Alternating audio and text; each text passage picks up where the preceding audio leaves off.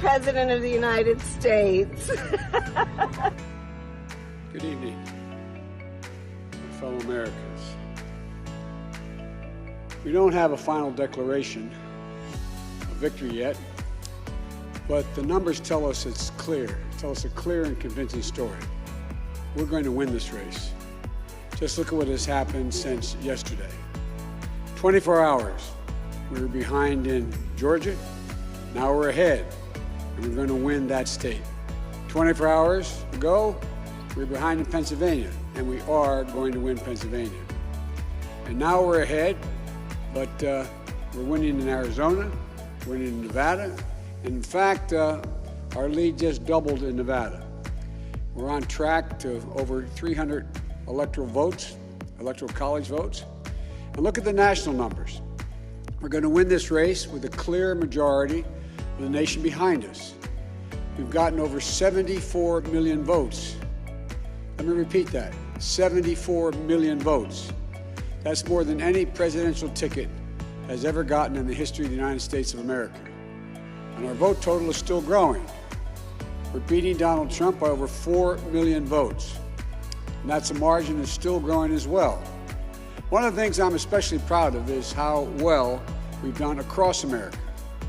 And we're going to be the first Democrat to win in Arizona in 24 years. We're going to be the first Democrat to win Georgia in 28 years. And we've rebuilt the blue wall in the middle of the country that crumbled just 4 years ago. Pennsylvania, Michigan, Wisconsin, the heartland of this nation. I know watching these vote tallies on TV moves very slow, and it's as slow as it goes, it can be numbing. But never forget, the tallies aren't just numbers. They represent votes and voters, men and women who exercise their fundamental right to have their voice heard.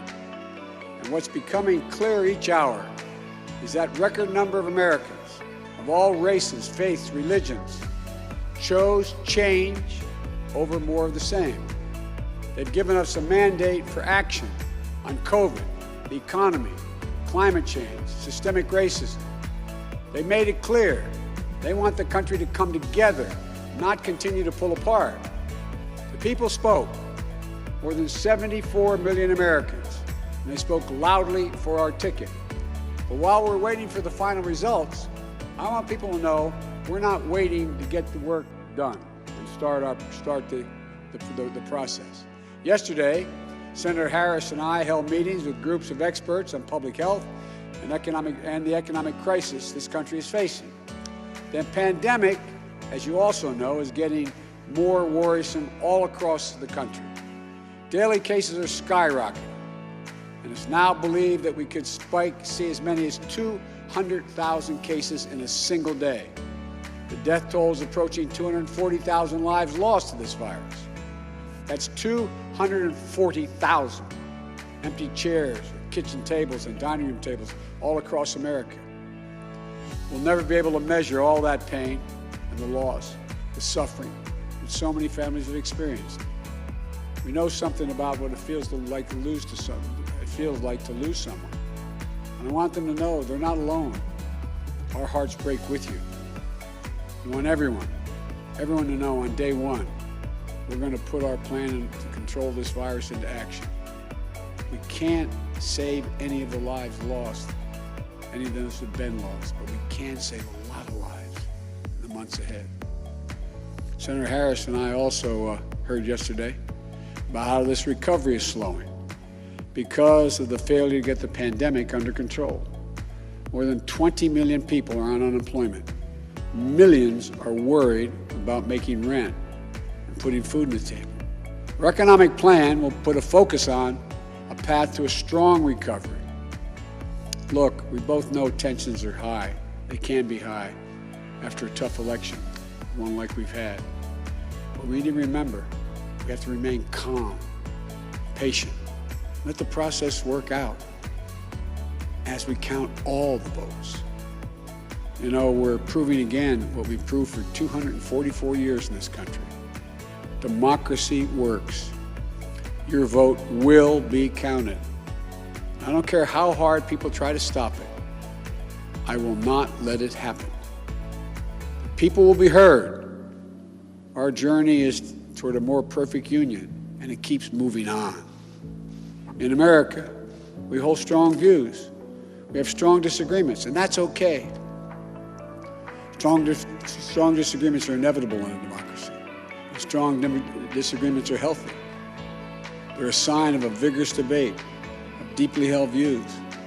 But we have to remember, the purpose of our politics isn't total, unrelenting, unending warfare. No. The purpose of our politics, the work of the nation, isn't to fan the flames of conflict, but to solve problems, to guarantee justice, to give everybody a fair shot, to improve the lives of our people. We may be opponents, but we're not enemies. We're Americans. No matter who you voted for, I'm certain of one thing. The vast majority of almost 150 million Americans who voted, they want to get the vitriol out of our politics. We're certainly not going to agree on a lot of issues, but at least we can agree to be civil with one another. We have to put the anger and the demonization behind us.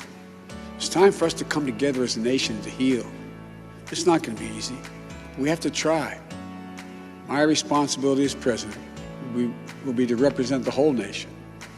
And I want you to know that I'll work as hard for those who voted against me as those who voted for me. That's the job. That's the job. It's called the duty of care for all Americans. We have serious problems to deal with, from COVID to the economy to racial justice and climate change. We don't have any more time to waste on partisan warfare. You know, and more than that, we have such an incredible opportunity to build the future we want for our kids and our grandkids. I've said many, many times, I've never been more optimistic about the future of this nation. There is no reason we can't own the 21st century. We just need to remember who we are. This is the United States of America. There's never been anything we've been unable to do, unable to accomplish when we've done it together. I hope to be talking to you tomorrow. I want to thank you all, and may God bless you, and may God protect our troops.